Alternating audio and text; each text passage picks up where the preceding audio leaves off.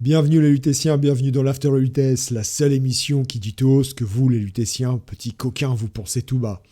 On se retrouve aujourd'hui pour faire une analyse rapide de la deuxième journée, des statistiques. On va parler de ce qui est arrivé de bien et de ce qui est arrivé de moins bien dans notre championnat. Et je peux vous dire tout de suite, il y a eu des choses vraiment pas très jolies.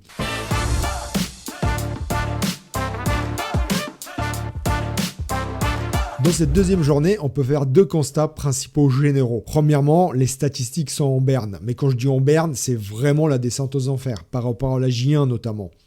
C'est carrément catastrophique à presque tous les niveaux. Et dans ce marasme ambiant, quelques petits malins réussissent tout de même à se démarquer et vraiment de manière excellente par leur performance.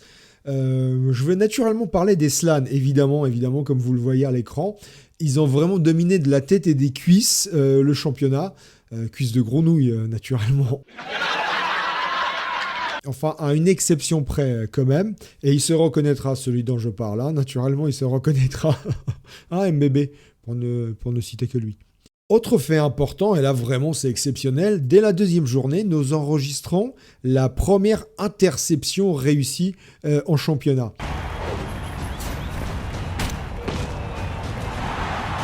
A noter que la saison passée, il n'y en a eu aucune interception réussie. Et là, dès la deuxième journée, on en a une. C'est évidemment l'œuvre de SSB avec toujours ces merveilleuses grenouilles. Forcément, l'année dernière, avec le nombre de OELF qu'il y avait, c'était plus difficile d'intercepter, même de dévier une passe.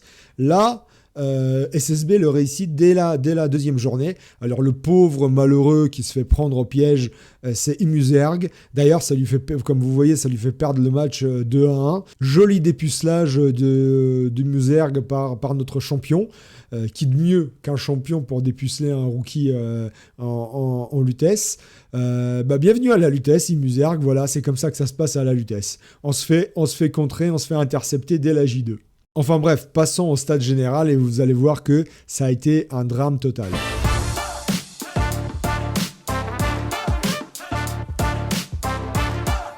Honnêtement, cette deuxième journée est à marquer d'une pierre noire sur le tableau de la Lutèce. Franchement, ça a été une journée qui ne fait pas honneur à notre beau et fier championnat. Les stats sont vraiment catastrophiques et sont vraiment très mauvaises. Commençons tout de suite par ce qui fâche. Et vraiment, chez nous, ça fâche vraiment ce point-là. C'est les sorties, le nombre de sorties réalisées. Il est où le jeu physique prôné par les Lutétiens? Le bleu de ball à la sauvage, il en est où? Normalement, on fait du coup de pied rotatif dans la face de l'adversaire. Et là on dirait les bisounours, honnêtement. Si je vous disais qu'on a fait au total 73 sorties en 30 matchs, 73 sorties au total, on n'est pas loin du ridicule, honnêtement. Ça donne une moyenne de 1,21 sorties par équipe réalisée. C'est presque 30 sorties de moins, 28 pour être plus précis, 28 sorties de moins que lors de la journée précédente, lors de l'ouverture du championnat. On a été très mauvais, c'est un fait, on a été très mauvais et je m'y mets dans le lot évidemment.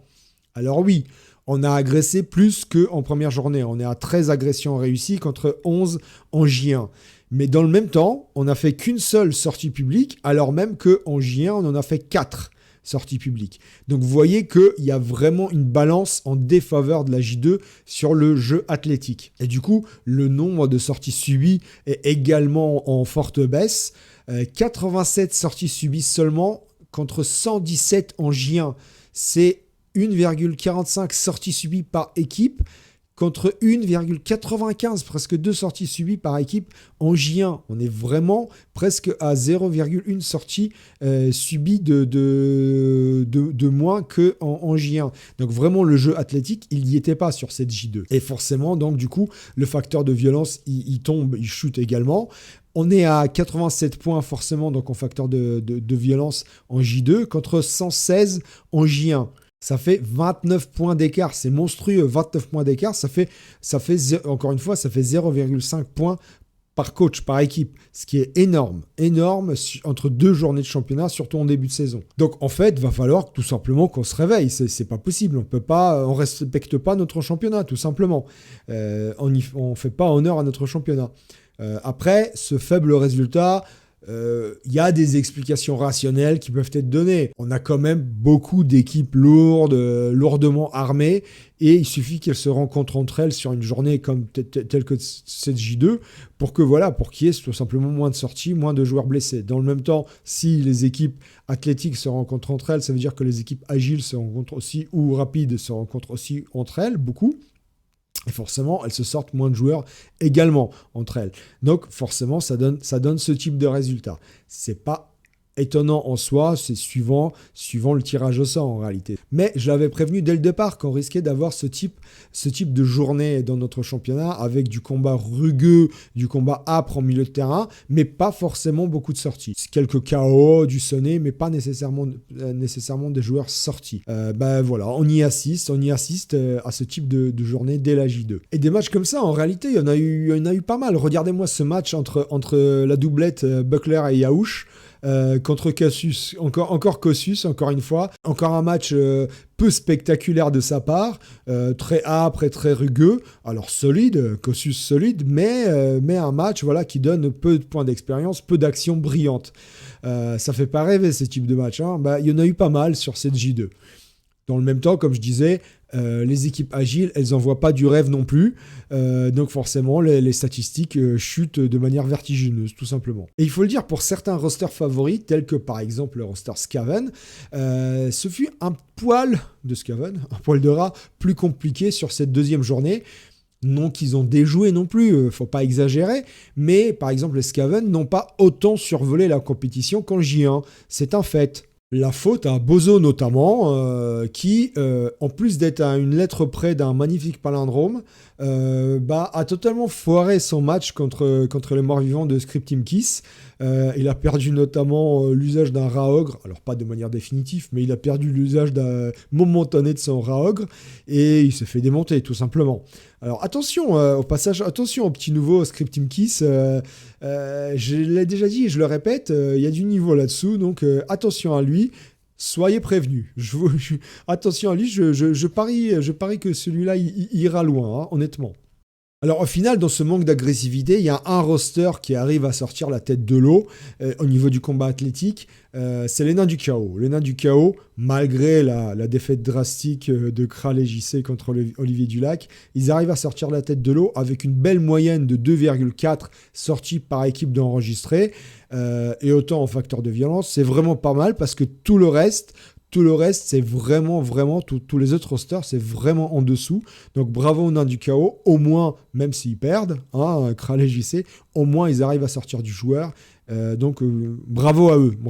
Tout n'a pas été non plus catastrophique sur cette deuxième journée.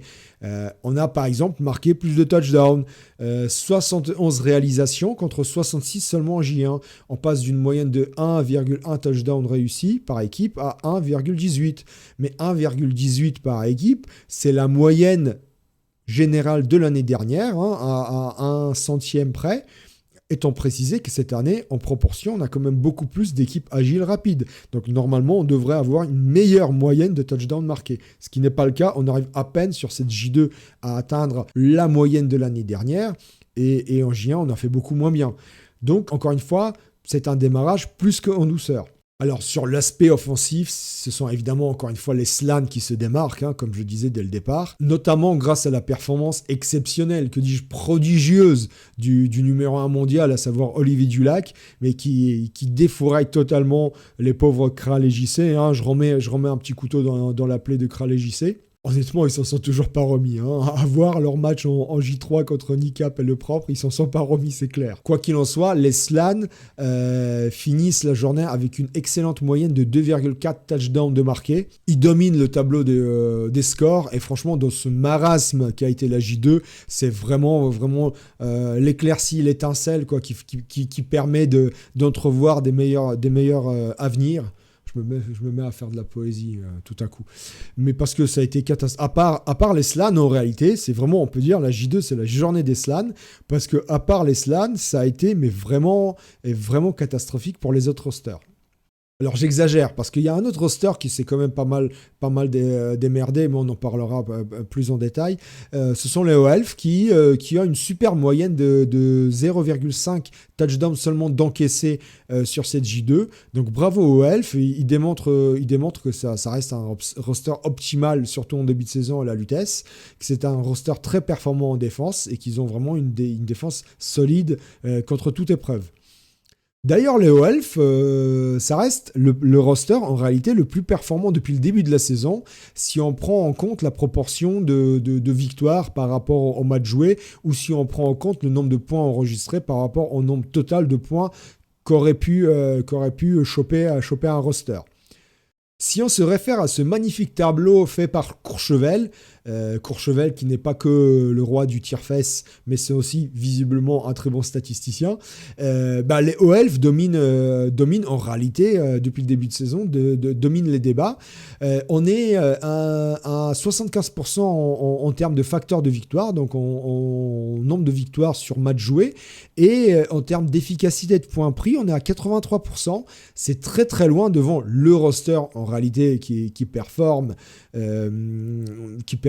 globalement, à savoir les Skaven. Mais si vous regardez sur ce tableau-là, les Skaven sont quand même très en dessous des OELF. Les OELF, par rapport aux Skaven, ont cet avantage qu'ils ne sont que 2 équipes, alors que les Skaven sont 6. Donc forcément, c'est plus difficile de faire une très bonne moyenne à 6 qu'à 2. Hein.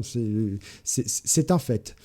D'ailleurs, Courchevel, on pourrait faire le même tableau, je vais t'emmerder, on pourrait faire le même tableau, mais tu pourrais le pondérer par rapport au nombre d'équipes de chaque roster. Ça donnerait encore une moyenne un peu plus affinée. D'ailleurs, petit aparté, tout le monde, hein, tous ceux qui m'écoutent, qui me regardent, si vous avez des stats à proposer, n'hésitez pas. Hein. Moi, je prends tout, je suis preneur. Plus on a de stats, plus on rit.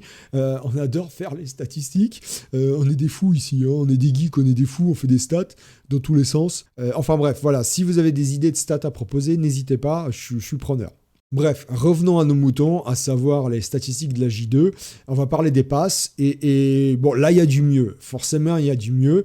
On est à 32 passes contre 27 seulement en J1. Alors, c'est toujours famélique en réalité. Hein. On est à 0,53 passes par équipe contre 0,45 en J1. C'est toujours très bas comme moyenne. Alors, forcément, il y a beaucoup moins d'elfes, de OELF. Il y a moins d'humains que l'année dernière. Donc, forcément, il y a moins de passes qui sont réalisées. Mais là, pour une fois, Martoni et l'UX s'y sont essayés et faut leur tirer un grand coup de chapeau parce que sur les 32 passes, ils en font 6 eux-mêmes.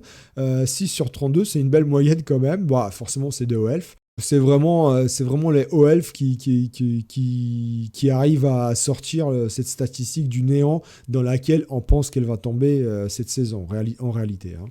Alors sur les autres statistiques, parlons des sous et du public. Forcément, on a marqué un peu plus de touchdowns, donc on a gagné un peu plus de sous. Et comme les coachs et les équipes commençaient pour beaucoup avec un seul point en popularité des supporters, forcément avec les victoires qui s'accumulent, on a plus de supporters dans les stades, tout simplement. Ainsi, par exemple, on passe de 54 666 pièces d'or par équipe et par match d'enregistré à 57 166 pièces d'or. Encore une fois, c'est l'accroissement du nombre de touchdowns qui permet cet accroissement de sous. Pareil pour les supporters, comme je disais, on passe, alors là la différence est minime, on passe de 4383 supporters en moyenne par équipe à 4533. Donc vous voyez, c'est à peu près 150 supporters de plus en moyenne par équipe. C'est pas énorme, c'est vraiment pas une statistique notable. Bon, ça progresse très légèrement. En vérité, le tableau réaliste de cette journée est donné par la moyenne des points d'expérience engrangés sur cette J2. Et la stat, elle fait très mal. Là, pour le coup, elle fait très mal. Elle fait même très très mal. On enregistre 633 XP au total contre 668 en J1. Ça donne une moyenne, mais vraiment catastrophique, de 10,55 XP par équipe d'enregistrés contre 11,13, sachant que cette moyenne de 11,13, elle était déjà très basse par rapport aux moyennes des journées de l'année dernière. Là, on est encore en dessous, vraiment, on touche le fond.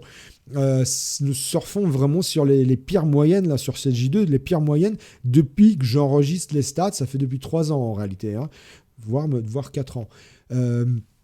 On est vraiment sur les pires moyennes sur une journée, là. 10,55, c'est catastrophique en termes d'XP engrangé. Alors, il va falloir vite redresser la barre. Et en réalité, ceux qui redressent la barre sur cette J2, je l'ai déjà dit et je le répète, c'est les SLAN. Et en réalité, c'est les SLAN.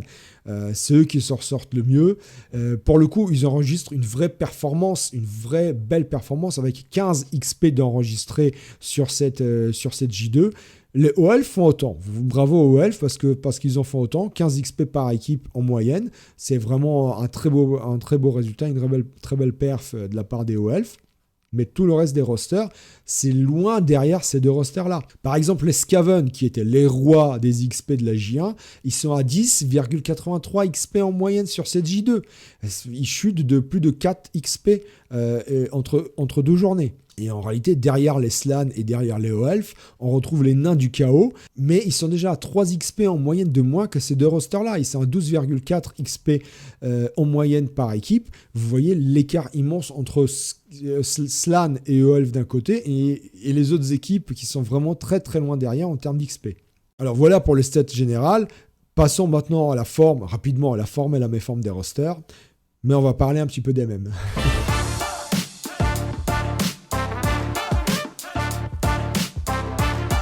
Comme je le disais, le roster à mettre en avant, c'est les SLAN.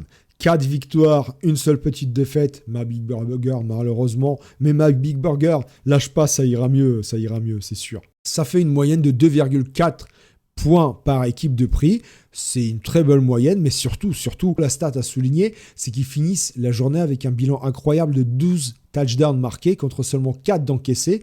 Et donc, une moyenne de 15 XP par équipe. Magnifique. C'est même incroyable.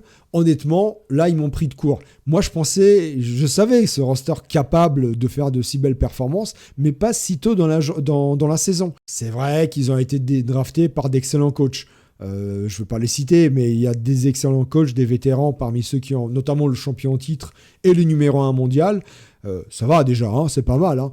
Donc, qui ont drafté ce roster. Donc, oui, on savait qu'ils allaient à un moment ou à un autre performer, mais je ne pensais pas qu'ils allaient le faire si tôt. Le seul donc qui nous fait relativiser ces stats incroyables, c'est ma Big Burger, joueur lutétien moyen en réalité, qui nous fait dire que si on jouait les SLAN, on serait un peu comme lui hein, en réalité. Hein. Il n'est pas champion ou numéro 1 mondial qui veut, hein, honnêtement. En réalité, ma Big Burger montre que ce roster reste très difficile à manier et encore heureux qu'il est là, sinon on n'entendrait que les Tortues Ninja fanfaronner sur le forum et surtout pas de ça, s'il vous plaît, surtout pas de ça. Déjà qu'ils se sentent plus pissés, alors si en plus ils gagnaient tous leurs matchs, honnêtement, qu'est-ce que ce serait? Non merci quoi, non merci. Reste à voir s'ils vont continuer sur la même lancée parce que la J3 s'annonce plutôt rugueuse pour eux et c'est pas sûr qu'ils dominent autant la journée que sur cette J2. Donc est-ce que ça a été vraiment une accalmie dans la tempête qu'ils risquent de subir sur la saison, ou est-ce que vraiment ils sont partis pour dominer le championnat? On verra. Moi, je reste sur mon analyse première, à savoir, pour moi, c'est effectivement l'exception qui confirme la règle, c'est J2, et à mon avis, ils vont doucement s'écrouler, ils vont s'éteindre. Surtout qu'en J3, comme je vous disais, il va y avoir du gros match pour eux, donc c'est pas certain qu'ils s'en sortent si bien. Après, moi, je leur souhaite, hein. Je ne souhaite pas du mal aux grenouilles, même si j'aime bien les cuisses de grenouilles, mais je dis attention, les tortues, poussez pas le bouchon trop loin, parce que ça risque de vous retourner dans la gueule, hein. Donc faites gaffe. Alors l'autre roster à mettre en avant, c'est comme je disais les OELF. Roster le plus performant si on prend en compte le nombre de victoires ou le nombre de points par rapport au nombre de matchs joués. Encore une fois, c'est à relativiser parce qu'il y a moins d'équipes. Il n'y a que 2 équipes OELF, donc c'est plus facile de faire des bons résultats généraux que quand on a 6 ou 5 équipes représentées par roster. Il n'empêche que 2 victoires sur cette J2, ça doit être souligné. Ça leur fait 3 victoires et un match nul sur les 4 matchs joués. Donc, roster toujours invaincu in fine depuis 4 matchs. Donc, bravo, faut féliciter les Elf. À voir si ça continue, mais on était quasiment certain que c'était un roster, encore une fois, drafté par des vétérans, que c'était un roster qui allait performer, surtout en début de saison, surtout là où les Elf sont vraiment, vraiment très bons. Alors parlons maintenant des rosters pour qui c'est dur. Comme annoncé, c'est le chemin de croix pour les humains, hein, malheureusement. Un seul petit match nul et 2 nouvelles défaites. Ils sont au total à 1 nul et 5 défaites en 6 matchs joués sur les 2 journées. C'est un démarrage catastrophique. C'est un roster populaire à la Lutèce. Mais si on reprend le tableau donné par Courchevel, on voit très bien que les humains, ils n'y arrivent pas. Ils sont vraiment au fond du trou. Ils ont 6% en termes d'efficacité, c'est-à-dire ils ont pris 6% de points qu'ils pouvaient prendre depuis le début de saison. C'est-à-dire qu'ils sont même moins bons que le Minus, alors qu'on savait que pour les Minus, ça allait être très compliqué. Les Minus sont à 8% de points qu'ils pouvaient prendre, les humains sont qu'à 6% des points qu'ils pouvaient prendre au total. C'est vraiment la dèche pour eux. J'en suis désolé, je l'avais prévenu. Il va falloir qu'ils redressent la barre. C'était à prévoir, mais il faut que les humains Allez, on se remotive les gars. Allez, on y va là. Par contre, ce qui était moins prévisible, c'est la méforme des orques quand même. Après une journée 1 lors de laquelle je les avais encensés et j'avais avoué que peut-être je m'étais trompé dans mon analyse du début de saison, on revient à la réalité du terrain en réalité. Hein. Un petit nul et 5 défaites sur cette J2, c'est la gueule de bois pour les peaux vertes tout simplement. Ça fait 0,16 points pris en moyenne contre 2,1 points pris lors de la J1. L'écart, mais c'est le grand écart. C'est Jean-Claude Van Damme qui arrive chez les peaux vertes, quoi. C'est pas possible. Mais c'est en termes d'efficacité que vraiment le jeu orc blesse. 3 touchdowns de marqués seulement, 3 touchdowns en 6 matchs et 11 d'encaissés. C'est pas digne d'un roster orc, honnêtement. Ils avaient encaissé 0,33 touchdowns en moyenne par match en J1. Ils en encaissent 1,83 en J2. La défense, c'est des passoires. Voilà, tout simplement. En J2, c'est des passoires. Pire. 10 sorties réalisées en J1. Et vous savez combien ils en font en J2 2 sorties réalisées seulement, alors qu'ils en avaient fait 10 en J1. Ils sont où les orques, honnêtement ? À trop vouloir faire la fête, on se réveille avec la gueule de bois et on n'arrive plus à jouer, tout simplement, voilà. On fanfaronne en J1 et en J2, il n'y a plus personne. Et du coup, forcément, très peu de touchdowns, quasiment pas de sortie. La moyenne d'XP, c'est 6,5. C'est l'un des pires rosters, sinon le pire roster sur cette J2. 6,5 XP de marqués par les équipes orques en moyenne sur la J2. C'est vraiment lamentable. Voilà, je le dis, c'est lamentable les orques. Donc les gars, les peaux vertes, va falloir se retrousser les manches, mais pas trop, attention pas trop, parce que je les affronte en J3, donc faites pas de conneries non plus. Enfin bref, voilà pour les stats générales, passons au prix du meilleur chasseur.